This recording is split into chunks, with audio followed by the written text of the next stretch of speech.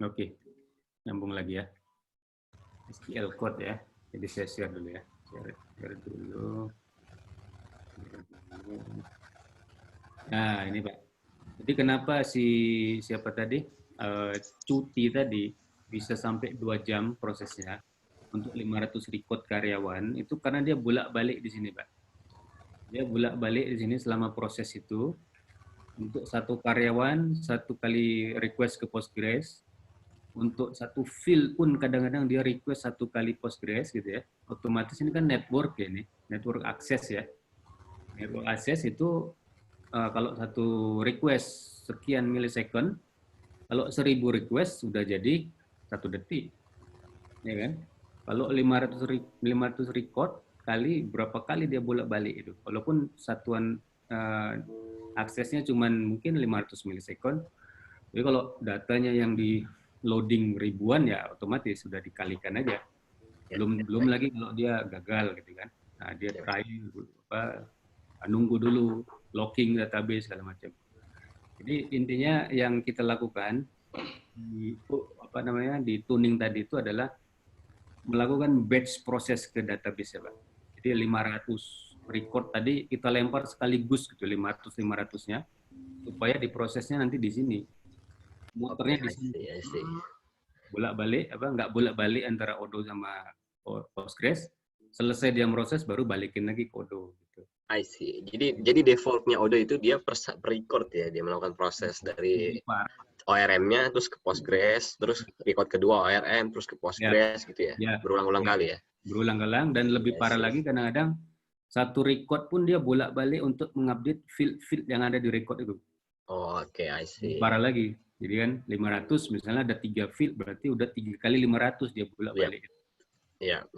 Nah, tapi dia mengejar ini flexibility ya. Mengejar flexibility dalam development aplikasi. Iya. Yang dikorbankan ya.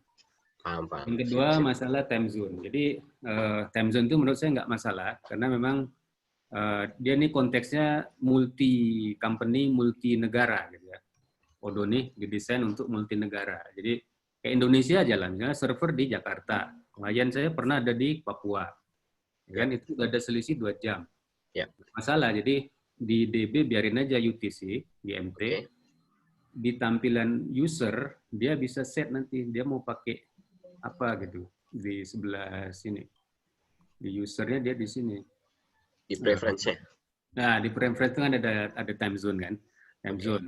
Nah, disitulah dia mengkalkulit user ini time zone-nya berapa gitu kan. Jadi tampilan di layar jadi betul. Yeah. Memang jadi masalah kalau kita tarik DB langsung. Nah, iya itu Pak. DB langsung ya itu kita harus adjust saja, tinggal di adjust ya. Tambah time zone berapa si user yang narik data itu. Berarti kita harus mengadjust dari sisi codingan ketika proses ekspor itu ya? Betul. Oke. Karena memang dia didesain untuk multi time zone. Oke, dan sangat nggak disarankan untuk menyimpan time zone itu selain dari UTC ya di database ya? Menurut saya gitu. Karena kita bicaranya kan multi time zone. Oke, baik. Oke deh. Sip. Oke, terima kasih Pak Daniel. Oke, lanjut. Ya, cukup Pak. Ya. Oke, terima kasih Pak Amar. Sekarang ke Pak Kausar, silakan Pak. Ya, Assalamualaikum warahmatullahi wabarakatuh. Salam. Saya Kausar dari IDS, Pak.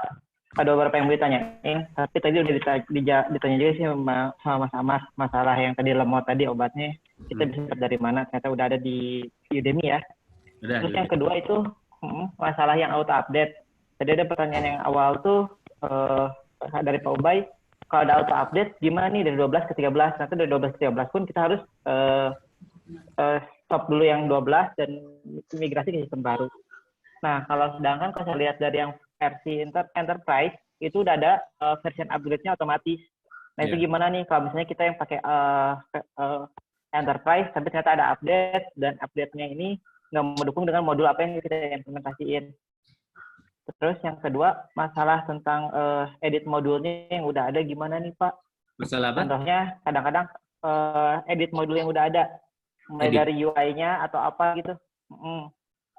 Se-fleksibel apa sih? Apa bisa se-fleksibel sama kayak kita bikin baru yang tadi Bapak contohin? Atau enggak? Terus yang terakhir masalah pricing. Kalau pricing ini kan kalau tadi dilihat kita bisa sewa yang masalah modul yang disediain sama Odoo dan juga bisa beli apa yang ada di Odoo App Store-nya. Nah di luar itu apakah ada biaya-biaya lainnya nggak sih Pak? Maaf bantuannya. Maklum baru dengar masalah Odoo-nya juga sih Pak. Tadi masalah migrasi ya, jadi betul-betul migrasi ya jelas memang karena struktur tabelnya berbeda antara satu versi dengan satu versi lain, itu memang agak enggak segampang yang kita harapkan gitu ya. Jadi ada intervensi manual untuk memappingkan antara versi sebelumnya dengan versi terbaru. Memang di enterprise itu saya lihat ada jasa migrasi, tapi itu pun khusus untuk yang bawaan Odoo, ya kan? Bawaan Odoo dia bisa karena dia memang dia yang mengerjakan antara versi 12 dengan 13 dia yang punya. Jadi kalau kita punya custom add-on itu pun saya pikir kalau dia punya jasa itu pasti dilakukan secara manual. Karena kita yang tahu kan struktur data kita seperti apa, mau dipindahkan ke versi sesudahnya seperti apa gitu. Nah, jadi menurut saya sih pasti ada intervensi manual nanti selama migrasi itu. Ya kan? Walaupun kita yang enterprise ya Pak ya? Iya, walaupun enterprise. Ya. Kemudian apa tadi ya user interface ya? User interface. User interface mau diedit gitu gimana? Seberapa fleksibel? Bisa, cukup fleksibel. Jadi kalau saya lanjutkan ke yang tadi ya,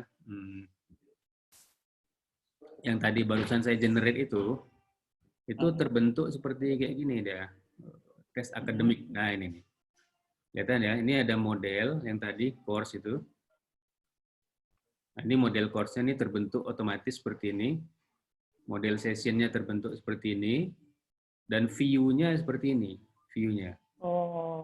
Nah, jadi dia bisa antara logic sama view. View-nya murni XML seperti ini. Jadi ada tree-nya, ini tabelnya, ini form-nya buat kita ngedit-ngedit tadi.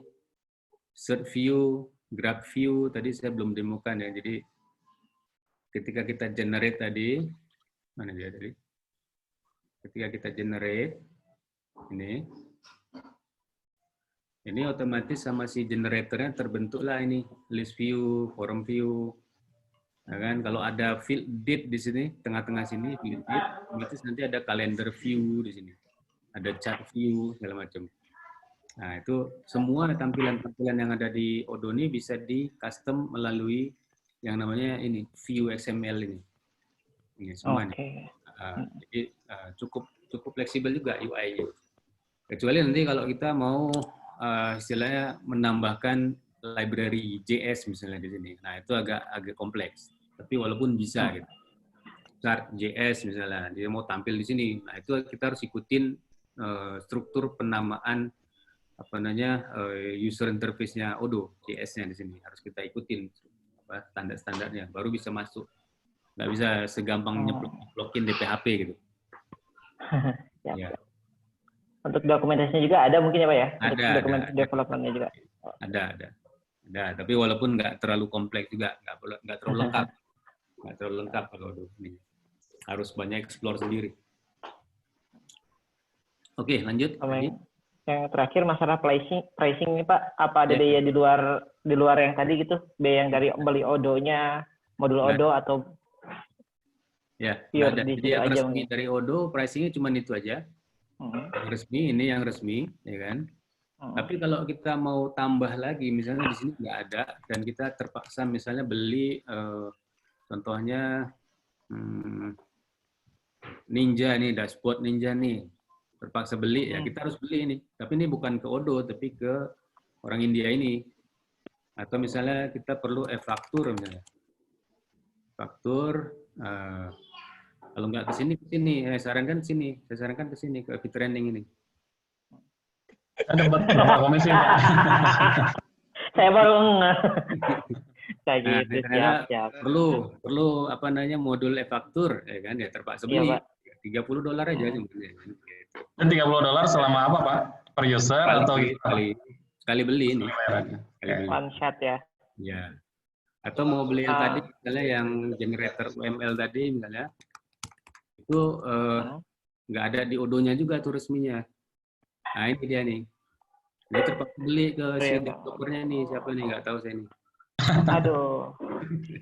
Kayak pernah denger namanya, Pak ya? Pernah denger. Kalau Pak Neni nggak ada di situ ya? Siap. Jadi ini di bawah Pak layar. Neni itu kalau misalkan yang e-faktur Pak, kan beli itu Pak ke Bapak kan. Itu kita dapat source code-nya nggak sih Pak? Dapat. Nah, ketika sudah dapat source code, misalkan Pak Kausar beli kan dari Bapak tuh dapat source code. Nah, Pak Kausar sendiri nanti jual lagi ke orang lain bisa nggak Pak? Itu kalau bawah layarnya bisa, tapi kan di sini ada license Pak ya. Ada license, jadi kita nanti paling taat ke sini aja gitu intinya. Kalau misalnya ternyata dijual lagi dan saya tahu gitu ya, oh ini kan punya saya nih, bisa dibuktikan gitu, source code-nya bisa dibuktikan, itu bisa dituntut gitu, bilangnya gitu. Tapi Oke, jadi walaupun dia open source, tetap ada license-nya juga Pak ya? Iya, ada license. Kalau misalnya saya kayak ini beli nih yang cari UML-nya ke Pak Daniel, terus ternyata faktur tadi ke Pak Daniel, ternyata ada update nih, saya pakai 12 ke 13. Apa bisa dibantu juga sama Pak Daniel buat update-nya lagi atau gimana tuh?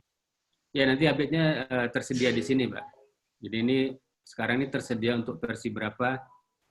Misalnya .matrix ini ada versi 8, 10, 11, 12. Nah, 13 ini saya belum bikin, jadi belum ada. Jadi belum bikin atau belum upload. Kayaknya saya udah bikin, tapi belum sempat upload nih. Gitu, Pak. Karena beda-beda versi beda dia ini. Jadi Pak Dani dari jualan itu aja dapat berapa tuh Pak?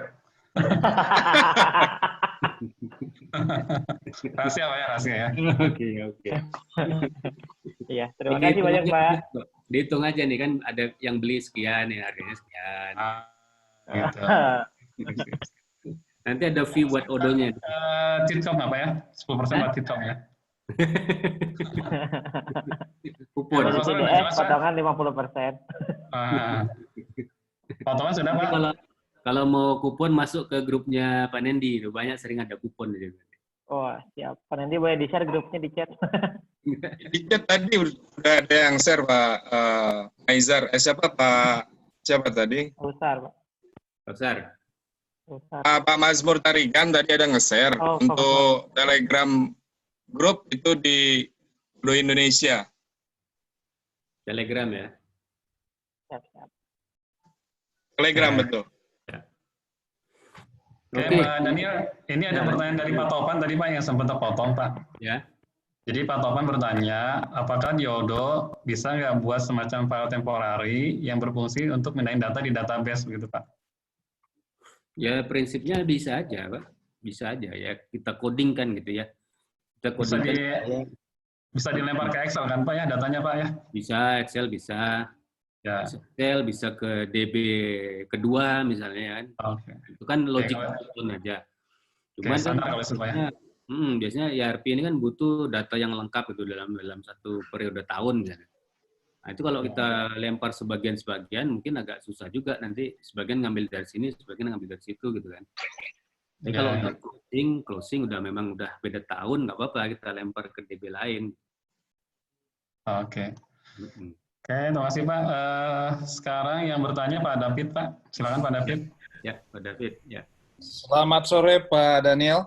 David. Kaso Pak dari Cikareka Solo.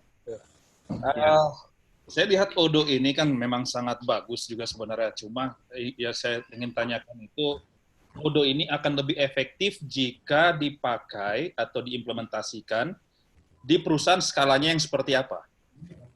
Kita bicara misalnya mungkin dia bisa dipakai di restoran, di toko, mungkin di perusahaan-perusahaan lain, tapi skalanya seperti apa dan seberapa efektif Odoo ini digunakan. Misalnya kita menggunakannya di perusahaan skala kecil, apakah fitur-fiturnya akan efektif digunakan atau tidak? Karena kadang-kadang orang berpikir kalau saya pakai Odoo ini, wah fiturnya banyak yang nggak terpakai nanti jadinya rugi gitu.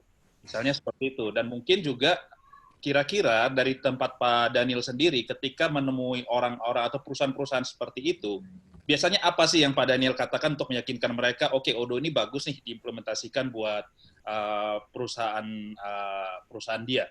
Seperti itu Pak Daniel. Oke, mungkin sama ini Pak David, sama image-nya itu kan masih open ERP itu Pak. Jadi kan terkadang orang tuh memandang yang gratisan kan masih underestimate gitu Pak. Nah, bagaimana untuk meyakinkan mereka bahwa memang program yang gratis pun itu, yang open pun itu memang bagus juga gitu Pak Daniel. Karena ini kita bicara tentang bagaimana meng-scale up bisnisnya kan. Gitu. Oke, silakan Pak Daniel.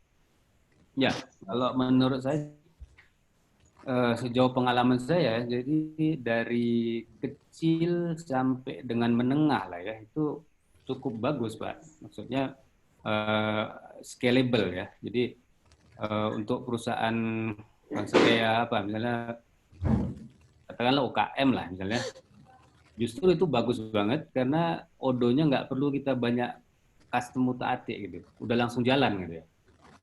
Modul purchase-nya udah jalan, modul sales-nya, accounting-nya udah standar aja, udah jalan aja, nggak ada masalah gitu.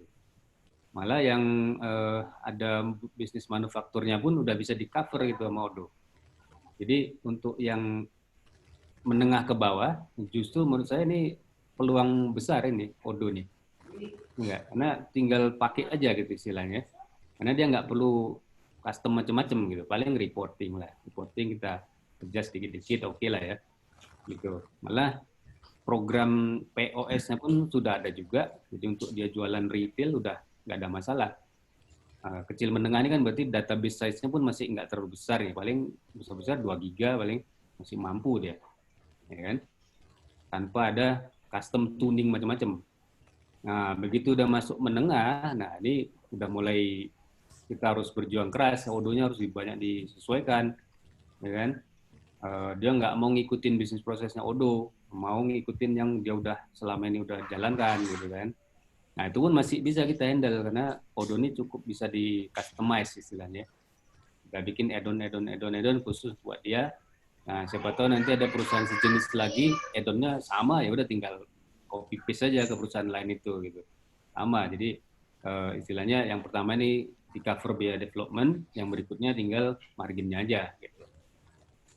Nah, ini menurut saya menengah, kecil semua masuk nih di Odo nih. Hah? Kali memang yang besar banget dan dia memang lagi meeting, nggak kedengeran. Dia harus branded dengan polisi-polisi tertentu, dia harus pakai SAP atau pakai Oracle gitu. Nah, itu lain cerita. Tapi trennya sekarang, Mbak, itu yang implementer Oracle dan SAP masuk juga ke Odo. Nah, jadi yang SAP dipakai untuk core-nya aja, accounting-nya aja. Sementara surrounding-nya dia pakai yang lain, termasuk salah satunya Odo. Karena lebih murah. Ya, murah, gratis Mas. Gratis ya. Jadi berarti untuk skala menengah ke bawah itu memang yang gratisan pun, yang versi gratisnya pun sudah oke ya Pak ya? Wow, udah cukup oke. Udah oke. Berarti untuk internal bisnis kita misalnya pasti udahlah pakai yang versi gratis, kemudian untuk ke klien kita ambil implementation ininya aja, cost-nya ya? Betul. Implementation cost. Oke. Tergantung dia mau pakai yang license bayar atau nggak mau. Sebagian besar sih nggak mau bayar sih. Jadi pakai community aja, tapi di custom sesuai bisnis prosesnya dia. Oke, berarti dengan versi yang gratis pun artinya Odo itu udah sangat oke buat meng-scale up bisnisnya kita sendiri ya. Sangat, Pak, sangat ya. Oke, itu aja sih Pak Daniel. Thank you Pak Daniel. Boleh nambahin Pak Daniel, Pak David? Boleh. Baik, ini pengalaman dari selama ini saya berkecimpung di Odo gitu ya. Secara standar default-nya Odo itu memang seperti yang disampaikan Pak Daniel. Dia sudah bisa langsung plug and play untuk skala menengah ke bawah gitu. Tapi ada sisi di mana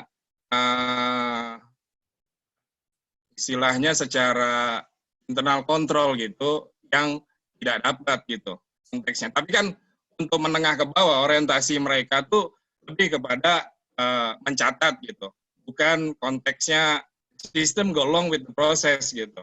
Kadang-kadang hal ini agak sedikit bias ketika misalkan orang yang terjun ke Odo kemudian take it for granted bahwasannya Odo nih kayak sudah plug and play, even konteks internal kontrolnya pun udah embedded di situ. Sayangnya enggak gitu. Kenapa? Dari beberapa pengalaman ketika tadi Pak Daniel juga singgung, waktu dia dibawa untuk kelas enterprise, kadang enterprise, usernya enterprise pada saat mereka terbiasa pakai SAP atau Oracle gitu, melihat Odoo itu secara streamlining bisnis proses. Contoh misalkan, bertransaksi kas itu di Odoo bisa dilakukan melalui beberapa pintu gitu. Sedangkan kalau secara internal control seharusnya yang namanya pembayaran itu seharusnya melalui satu pintu. Ini sih sebenarnya secara default bisa dimaklumi karena Odoo dibangun sama Fabian itu di awal untuk memfasilitasi orang tuanya yang punya farming mau pakai SAP kemahalan, dibuatkanlah sama dia gitu. Yang fleksibilitas is everything gitu. Jadi kalau mau accrual basis, Odoo menyediakan tempatnya. Tapi kemudian kalau kita nggak milih accrual basis, cash basis saja, ya udah kita bisa ngikut pola Odoo dengan nggak perlu ada accrual basisnya, tapi payment aja gitu. Jadi konteksnya tinggal ngelihat kita mau kebutuhannya mau seperti apa kelas scale up-nya itu tadi. Kalau sekedar hanya kita punya bisnis harus punya pencatatan, plug and play dengan Odoo bisa langsung. Tetapi kemudian ketika kita naik kelas secara organisasi, terus kemudian melibatkan banyak departemen, nah di situ harus juga mulai di-strengthen sisi internal control-nya gitu. Which is itu juga bisa dilakukan di Odoo dengan bantuan kita custom ke dalam Odoo-nya gitu. Banyak kan seperti itu. Pak Nendi nih, yang dimaksud dengan perusahaan menengah itu yang seperti apa ya? Karena takutnya bagi Pak Daniel, Pak Nendi, perusahaan menengah itu seperti itu, bagi kami mau besar itu Pak. Nah, definisi perusahaan menengah itu seperti apa tuh Pak?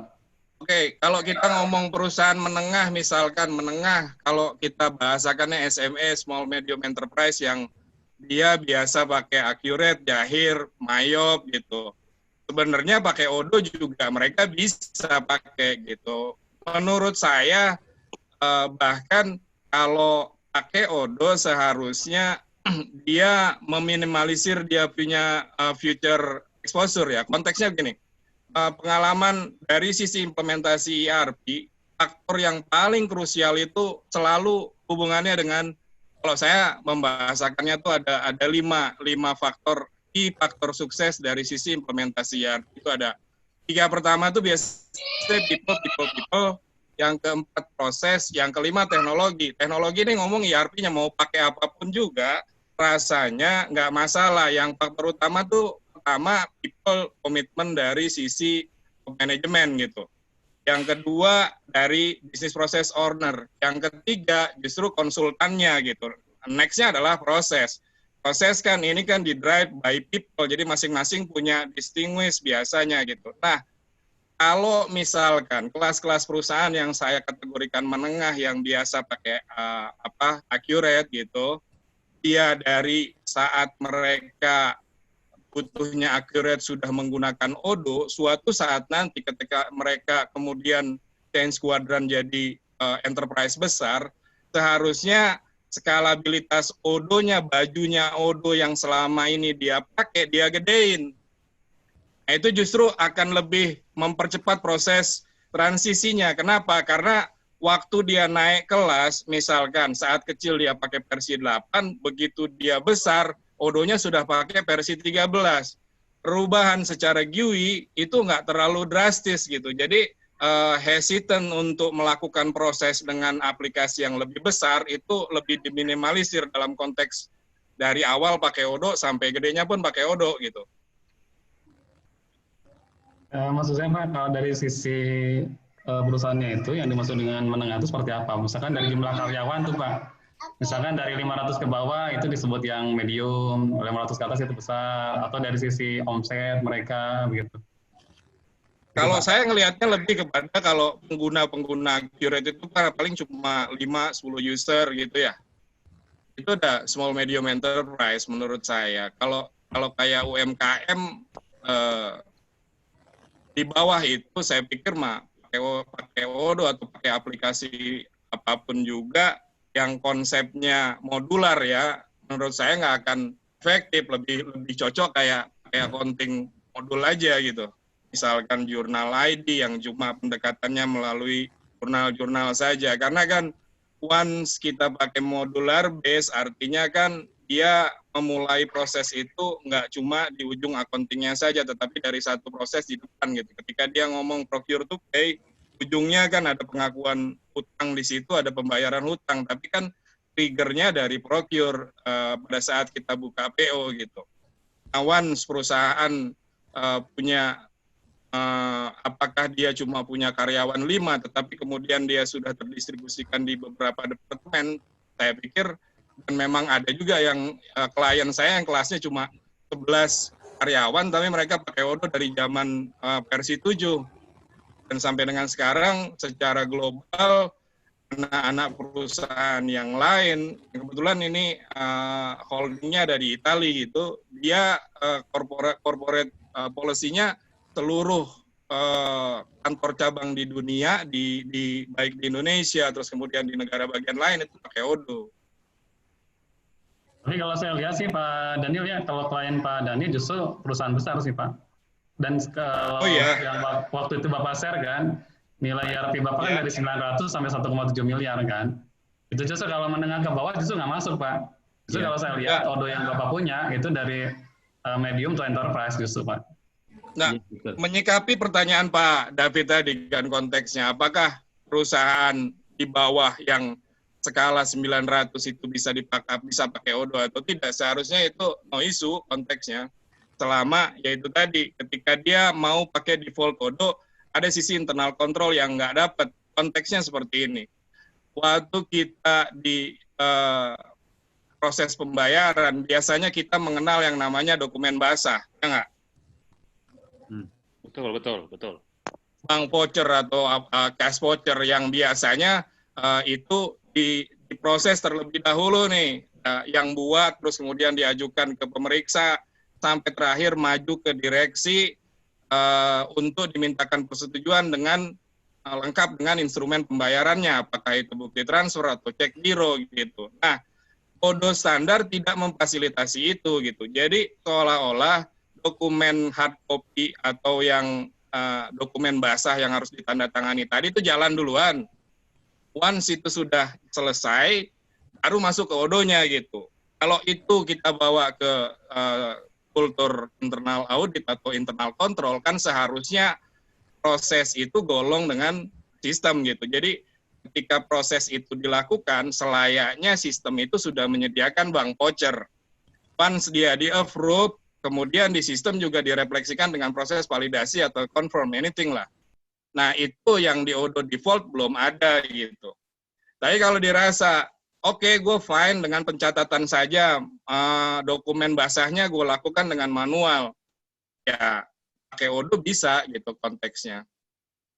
Jadi kalau saya lihat sih sebenarnya Odoo ini kan bagus juga untuk perusahaan skala apa aja sebenarnya. Dimulai dari perusahaan skala kecil pun, karena orang itu kan biasanya, perusahaan itu kan biasanya akan naik kelas juga ya. Ada yang itu dari skala kecil, besar, segala macam. Dan ketika dia masih kecil, mungkin dia pakai Odoo yang ya, versi gratis itu dengan fitur-fitur interkontrolnya masih belum dapat segala macam.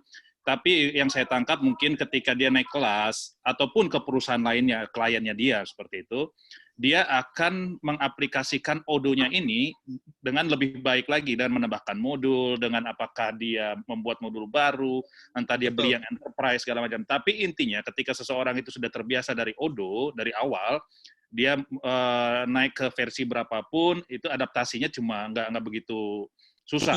Dia nggak begitu susah. Nah, permasalahannya itu adalah apakah dia bisa mengakomodir kelas-kelas bawah. Kalau saya lihat dari penjelasannya tadi, ternyata bisa. Dan ketika orang itu puas dengan kelas bawah, dia akan terus naik. Begitu dia akan naik ke kelas berikutnya, dia pasti akan adaptasi Odoo yang berikutnya. Saya lihatnya seperti itu. Itu kalau kita bicara konteks untuk men-scale up bisnisnya.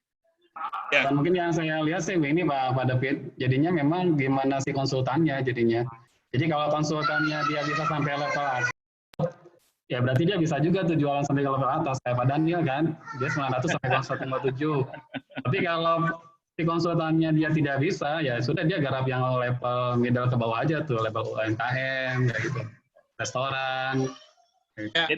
kalau saya lihat sih Odo ini yang kalau menurut pandangan saya, selain kita bisa jual ini kan kita bisa juga pakai secara internal kita, gitu kan? Bagaimana meng-scale up bisnis dan secara internal kita.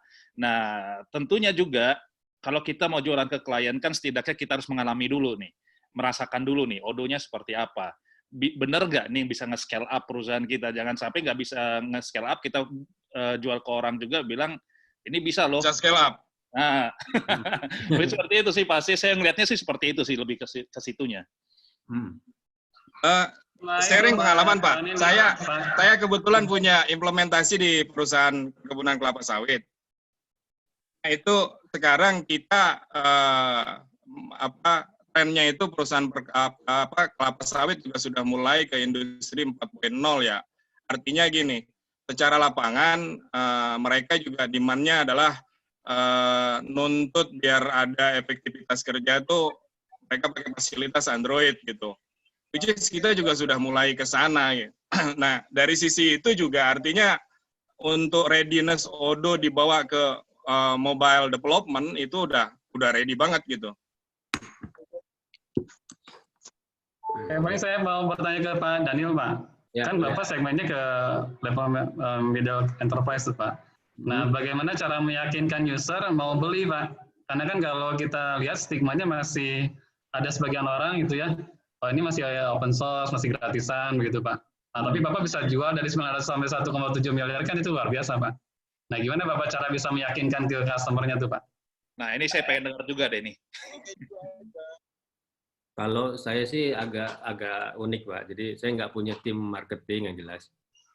Jadi marketing saya ini lewat sini lah nih, Udemy, YouTube, blog, kemudian ada yang cari gitu ya. Ada yang cari lewat, nah ini termasuk lewat ini Pak, lewat apps-nya Odo nih. Nah ini kan, ini saya sebenarnya promosi dibayar Pak nih. Saya jual add-on murah-murah gini kan. Nah terus ada yang mau lebih detail gitu ininya nih. Nah, termasuk mau yang full cycle dia implement di Odo. Dengan melihat portfolio yang sudah saya publish di mana-mana tempat ini, ya otomatis mereka istilahnya ya mungkin langsung percaya gitu ya, mungkin ya. Percaya gitu Pak ya, karena sudah banyak buktinya Pak ya. Iya, itulah kira-kira. Jadi kalau Pak Nendi dan Pak Andi mau seperti Pak Daniel harus buat Udemy juga, buat buku juga gitu ya. Ya, ini Pak Nendi saya tunggu nih Udemy-nya nih, padahal ilmunya tinggi banget nih. Saya Pak Daniel lah. Dekat menyusul Pak Daniel, tapi mungkin nanti. Pak Nendi mah manjangin janggut terus nih. Ini karena atasnya udah nggak ada tuh. Gimana Pak Andi? Pak Andi nggak mau ngomong kayaknya. Oh iya enggak, maksudnya dalam waktu dekat mungkin menyusul juga Pak Daniel, tapi mungkin memang segmen kita agak berbeda. Tadi kalau misalnya Pak Mendi di kelapa sawit, mungkin terus kemudian Pak Daniel di manufaktur. Jadi kalau kami munculnya di project management kebanyakan begitu. Karena memang kebetulan awalnya juga kita coba persis tadi yang Pak David sampaikan memang kalau. Jadi ini iklan ceritanya Pak. Pakai dulu gitu. Ya, gimana? Pak Andi ceritanya iklan nih gitu. Gimana?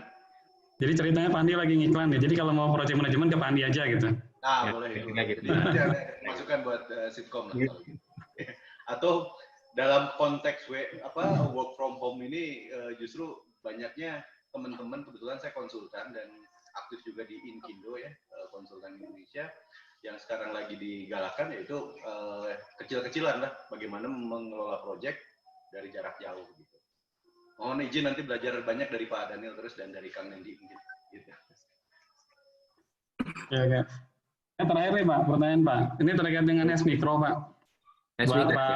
Buat bertiga lah, Pak Andi, Pak Nendi, Pak Andi itu. Kan mereka bisa jualan Odo tapi dengan nama yang lain kan. Kan di belakang S Mikro tuh Odo kan ya. Nah kalau begitu boleh nggak saya jualan Odo juga dengan nama Steven gitu ya? Gimana tuh Pak? Boleh. Jual servisnya boleh Pak. Jual servis ya. Tapi kalau mengakui itu... Maksud saya, apakah ada persyaratan Pak ketika kita white label si Odo-nya itu, apakah ada persyaratan yang harus ditempuh begitu Pak? Sebetulnya kalau di Odoo sendiri ada di branding gitu ya, memang Odoo-nya nanti logonya bisa hilang gitu kalau customer menginginkan, tapi positioning kita mungkin lebih disesuaikan bahwa kita implementator bukan developer. Kalaupun developer ya itu customisasi mungkin. Kalau saya sih menanggapnya seperti itu. Sehingga kayak ini dari sisi namanya Bang, yang maksud saya Bang, kan mereka kan ada sebagian orang yang nggak tahu bahwa S-Micro itu Odoo kan di belakangnya tuh. Taunya S-Micro itu kompetitornya Odoo tuh taunya kan, dua software yang terpisah. Nah, tapi ketika kita cari tahu ternyata dari Pak Nendi bilang bahwa S-Micro itu di belakangnya Odoo kan. Nah, kalau gitu seperti apa sih prosesnya sehingga dia bisa white label dari Odoo ke S-Micro gitu, Pak? S-Micro itu ada ini ya, website ya.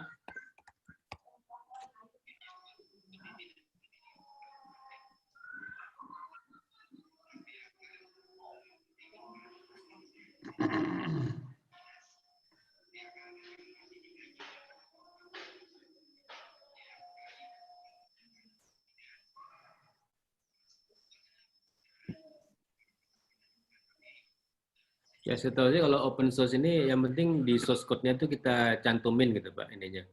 Bahwa ini copyright ya Pak Daniel ya. Copyright-nya Odoo gitu ya. Nggak tahu kalau dia tapi kalau kita lihat di webnya bahkan nggak ada Pak ya? Di webnya sih nggak ada ya. Nah, nanti pas nanti implementasi kan nanti terinstall itunya tuh Odoo-nya kan. Nah, dia hilangkan nggak itu source code-nya, copyright Odoo-nya gitu kan.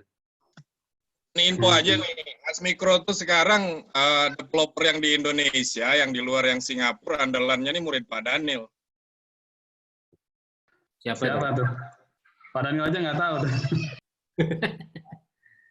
yang ngerjain project di Sigma Pak Daniel. Jokowa. Aha, iya itu. Oh, pantesan dia itu ya. Resign. Dia pernah satu tim sama saya ngerjain sawit sampai tahun 2019 lah.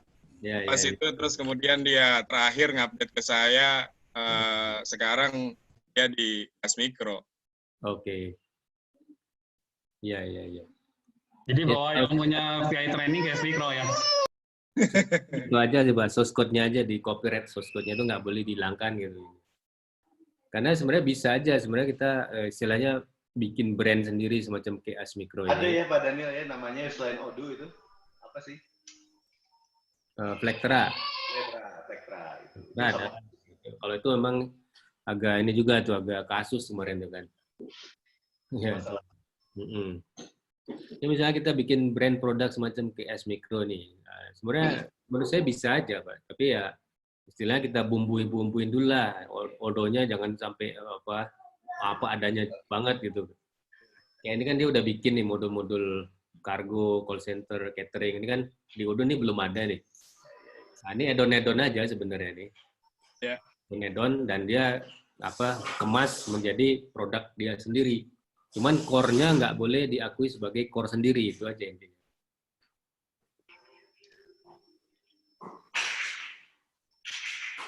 Tapi pasti Odoo-nya masih harus tetap ada, minimal copyright di source code-nya pasti. Di source code-nya harus ada, gitu. Karena nanti kalau misalnya Odoo-nya mau tuntut ke pengadilan, ya, nah itu kan dicek source code-nya nanti. Kalau betul-betul sama ya bisa kena gitu. Ya. Oke, ada pertanyaan lagi? Kita sudah, waktunya udah cukup, Pak. Udah jam 3 lebih ya, Pak Andri ya? Oh iya, jam 3 lebih ya. Oke. Betul.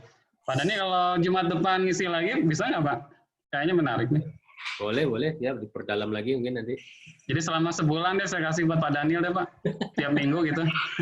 Iya, nanti tuh, Pak Nendi tuh. Pak Nendi mau ngisi juga nggak minggu depan? Atau gimana? Pak Andi? Andi aja dulu, saya ada jadwal implementasi April.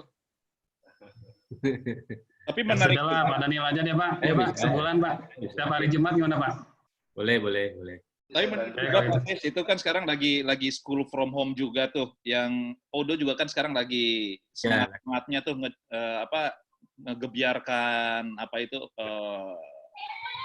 learning management sistemnya Odoo itu. Ya. Itu mungkin kalau bisa masuk salah satu topiknya pasti siapa tahu bisa ya. Itu oke. Boleh.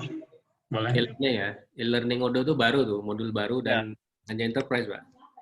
Community nggak ada. Oke. Kalau materi saya serahkan kepada Daniel aja deh. Pak Daniel yang paling siapnya yang mana? Silakan aja, Pak. Boleh. Hanya saja dari sisi kami sih, Pak, saya sediakan waktu selama sebulan ini, setiap hari Jumat jam 13.30 sampai jam 3, itu waktunya buat Bapak deh sebulan ini. Oke, siap. Pak Daniel kadang-kadang disentuh masalah blockchain dong Pak, barangkali itu. Oh ya, itu lain lagi. Boleh kalau mau kita sharing juga blockchain ya. Jadi konklusinya Pak Daniel? Konklusinya, ada nggak yang lebih bagus dari Odoo? Yang lebih mahal banyak gitu ya? Ada pasti paling bagus Pak itu. So far saya belum nemu lagi Pak. Mantap.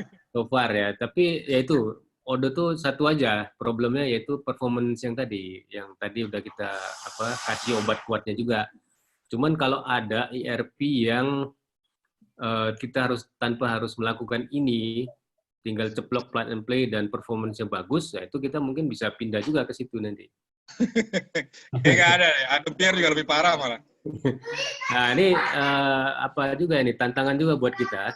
Ini peluang bagus kalau kita bisa bikin framework ERP gitu Pak ya, yang bisa se-fleksibel Odoo tapi performance-nya hitungannya nggak perlu loading lama-lama, detik-detik gitu ya, itu memanfaatin ini Postgres murni gitu ya. Nah itu kita bikin project open source misalnya kan, nah ini baru mimpi aja sih, open source yang semacam framework kayak Odoo gini, nah itu menarik itu, kita kolaborasi misalnya ya. Ya kan? Ya dipimpin sama Bapak lah Pak. Kita yang jadi karena ngikut aja deh. Namanya bukan Odoo Pak, nanti Indo Pak. Ya, tak apalah namanya, kita bikin framework sendiri gitu ya. Mimpinya. Jadi Pak Sis mau pindah nggak Pak Sis? Pak Sis mau pindah nggak? Enggak lah, saya tetap jualan Steven lah. Saya ikut teorinya Tommy Pak. Teorinya Tommy itu kan ATM, amati, tiru, modifikasi gitu. Jadi kalau yang bagusnya di Odoo, saya ambil, tapi ke Steven nanti gitu ya Pak Nendi ya. Ya, setuju. Tapi tidak mencegah juga sih, kemungkinan saya jual juga Odoo, bisa jadi juga. Boleh Pak. Siap. Nanti saya head to head-nya sama Pak Nendi sama Pak Andi lah. Kalau head to head sama Pak Daniel kayaknya saya nggak siap lah. Oh yang gede-gede lempar Pak Daniel. Yang gede-gede ke Pak Daniel deh. Yang levelnya 900 juta ke bawah ya sudah kita berbeda bertiga kan. Saya Pak Nendi, Pak Andi lah berebutan lah ya. Atur-atur aja Pak. Ya mungkin begitu ya rekan-rekan ya. Oke, siap. Ya, terima kasih banyak rekan-rekan. Pak Andri, ada yang mau disampaikan Pak Andri? Sebenarnya saya ada. Pak Andri. Ya. Sebentar dari klien. Mas, aku mati sebentar ya Mas ya. Mati. Ya, sebentar. Maaf ini dari asuransi. Aplikasi harus beres. Oke. Sebenarnya saya juga ada pertanyaan. Tapi nanti aja disimpan lah. Japri belakang. Ya, atau buat minggu depan aja nih, minggu depan Pak Andri. Ya, betul. Oke, terus gimana nih? Silakan Pak Andri tutup, tadi Pak Andri yang buka, sekarang Pak Andri yang tutup. Oke. Pertama-tama ini kami ucapkan terima kasih ya dari mewakili Citcom ya. Terima kasih sudah ikut bergabung, sudah ikut support semuanya gitu. Mudah-mudahan dari paparan teman-teman semuanya ya, dari Mas Daniel, Mas Nendi, Mas Andi, ya semuanya termasuk yang bertanya. Ya, tadi udah saya catat ini ya, siapa yang nanya segala macam, lengkap. Nah, mudah-mudahan ini berguna. Tentunya harus menjadi penasaran, tidak merasa puas. Jadi boleh nanti ditanya lewat belakang ya ke masing-masing tokoh tadi. Dan juga nanti insya Allah kita ke depan akan diagendakan untuk lebih detail lagi lah gitu. Jadi akhirnya ya gitu. Jadi mohon terima kasih ya kepada semuanya. Semoga berguna. Paling kita mengucapkan ya wassalam gitu ya. Semoga berguna di sore ini. Terima kasih. Paling gitu Mas. Ya, terima kasih juga teman-teman semua. Oke, Assalamualaikum warahmatullahi wabarakatuh. Ya, waalaikumsalam. Waalaikumsalam warahmatullahi wabarakatuh. Terima kasih semuanya. kita tutup ya. Assalamualaikum warahmatullahi wabarakatuh. Waalaikumsalam.